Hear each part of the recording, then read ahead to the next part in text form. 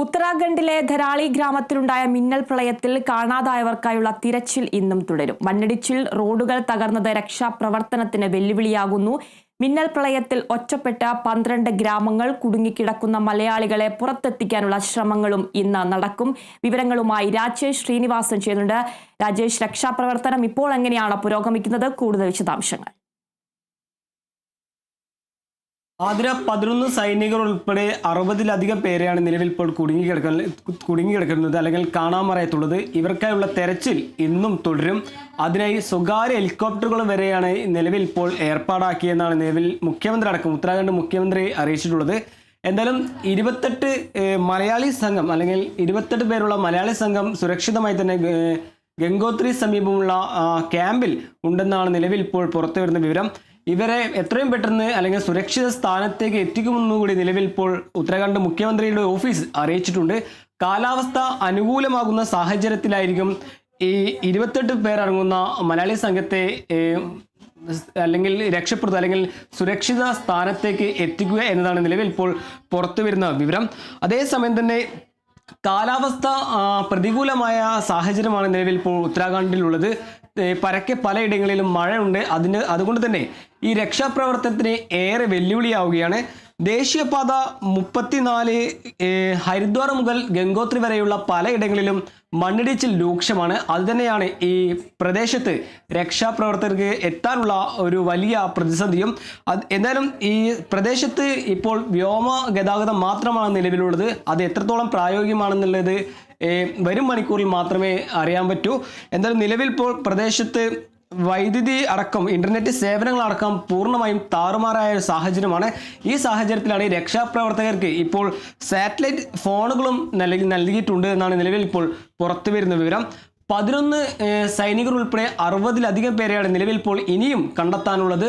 അതിൽ ഇന്നലെ നടത്തിയ തെരച്ചിലിൽ 2 മൃതദേഹങ്ങൾ കൂടി നിലവിൽ ഇപ്പോൾ കിട്ടിയെന്നാണ് ഉത്തരാഖണ്ഡ് ജില്ലാ ഭരണകൂടം അല്ലെങ്കിൽ ഉത്തരാഖണ്ഡ് സർക്കാർ അറിയിച്ചിട്ടുള്ളത്.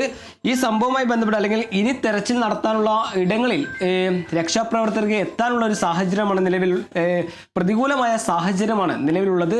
എന്തായാലും ഈ കല്ലും മണ്ണൊക്കെ റോട്ടിൽ വന്ന സാഹചര്യത്തിലാണ് വ്യോമസേന ഇതിൽ ഈ രക്ഷാപ്രവർത്തനത്തിന് മുന്നിട്ടിറങ്ങുന്നത്. എന്തായാലും ദുരന്ത സ്ഥലത്തുള്ള രക്ഷാപ്രവർത്തകർക്ക് ഇപ്പോൾ സാറ്റലൈറ്റ് ഫോണുകളാണ് നിലവിൽ ഇപ്പോൾ നൽകിയെന്നാണ് പുറത്തു വരുന്ന വിവരം. ഈ ധാരാലിയിലെ ഗ്രാമത്തിൽ വലിയ കെട്ടിടങ്ങളടക്കം ഇപ്പോൾ മണ്ണിനടിയിലാണ്. എന്തായാലും ഈ പ്രദേശത്തെ ചുറ്റിപ്പറ്റി അല്ലെങ്കിൽ ഈ പ്രദേശത്ത് കണ്ടെത്തുകയും ഇതിൽ എത്രത്തോളം ആളുകൾ കുടുങ്ങിക്കിടക്കുന്നുണ്ടത് എന്നതാണ് നിലവിൽ ഇപ്പോൾ രക്ഷാപ്രവർത്തനത്തിൻ്റെ പ്രാഥമിക ഒരു ലക്ഷ്യം. നിലവിൽ ഇപ്പോൾ ഉത്തരാകാശിലെ 12 ഗ്രാമങ്ങളാണ് ഈ പ്രളയത്തിൽ ഒറ്റപ്പെട്ടു പോയിരിക്കുന്നത്. ഇനി ഈ രക്ഷാപ്രവർത്തനത്തിന് 100 സൈനികരെ കൂടി ഉടൻ എത്തിക്കുമെന്നാണ് നിലവിൽ ഇപ്പോൾ പുറത്തു വരുന്ന വിവരം. അതുപോലെ തന്നെ ഇനിയും NDRF സംഘത്തെ ഈ പ്രദേശത്ത് അയക്കും. അതുപോലെ തന്നെ കരസേനയുടെയും 100-ലധികം സൈനികരെയും കൂടി നിലവിൽ ഇപ്പോൾ രക്ഷാപ്രവർത്തനത്തിന് എത്തിക്കുമെന്നാണ് നിലവിൽ ഇപ്പോൾ പുറത്തു വരുന്ന വിവരം. ഈ സൈന്യത്തിന് കൂടാതെ NDRFും SDRFും അടക്കമുള്ള സേനകൾ, ദേശീയ സംസ്ഥാന ദുരന്ത സേനകളും നിലവിൽ ഇപ്പോൾ രക്ഷാപ്രവർത്തനത്തിന് എത്തിയിട്ടുണ്ട്. എന്നാലും ഗംഗോത്രി സമീപം കുടുങ്ങിയ 20 മലയാളി സംഘത്തെ ഉടനടി സുരക്ഷിത സ്ഥാനത്തേക്ക് എത്തിക്കും തന്നെയാണ് നിലവിൽ ഇപ്പോൾ മുഖ്യമന്ത്രി പുഷ്കർ സിംഗ് ധാമി അറിയിച്ചിട്ടുള്ളത്. എന്തായാലും ഈ കാണാതായ 60-ലധികം പേർക്കുള്ള തെരച്ചിൽ ഇന്നും തുടരും. അതിൽ പ്രധാനമായ വെല്ലുവിളിയായി തീരുന്നത് ഒന്ന് കാലാവസ്ഥയും അതുപോലെ തന്നെ ഈ രക്ഷാപ്രവർത്തകർക്ക് ഈ സ്ഥലത്തെത്താനുള്ള ഒരു ബുദ്ധിമുട്ടും കൂടിയാണ്. ആതിര, തീർച്ചയായും രാജേഷ്, രക്ഷാപ്രവർത്തനം പുരോഗമിക്കുമ്പോൾ മരണസംഖ്യ ഉയരാനുള്ള ഒരു സാധ്യതയുണ്ടോ? രക്ഷാപ്രവർത്തനത്തിന് പല വെല്ലുവിളികളും അവിടെ നേരിടുന്നുണ്ട്. അതുപോലെ തന്നെ ഈ മലയാളി സംഘങ്ങൾ ഇപ്പോൾ ഏത് ക്യാമ്പിലാണുള്ളത്? അത് സംബന്ധിച്ചുള്ള കൂടുതൽ വിവരങ്ങൾ എങ്ങനെയാണ്? ഈ മലയാളി സംഘം ഗംഗോത്രി സമീപമുള്ള ക്യാമ്പിലാണ് നിലവിൽ ഇപ്പോൾ ഈ മലയാളി സംഘമുള്ളത്. അവരെ സുരക്ഷിതമായ ഒരു സ്ഥാനത്തേക്ക് എത്തിക്കാൻ തന്നെയാണ് നിലവിൽ ഇപ്പോൾ ഉത്തരാഖണ്ഡ് മുഖ്യമന്ത്രിയുടെ ഓഫീസ് അറിയിച്ചിട്ടുള്ളത്. അതിൽ വ്യോമസേന വഴി അല്ലെങ്കിൽ എയർലിഫ്റ്റ് ചെയ്യാനുള്ള ഒരു സാഹചര്യം അല്ലെങ്കിൽ സാധ്യതയാണ് നിലവിൽ ഇപ്പോൾ കാണുന്നത്. എന്നാൽ അതിന് പ്രതികൂലമായ ഒരു കാലാവസ്ഥയാണ് നിലവിലുള്ളത്.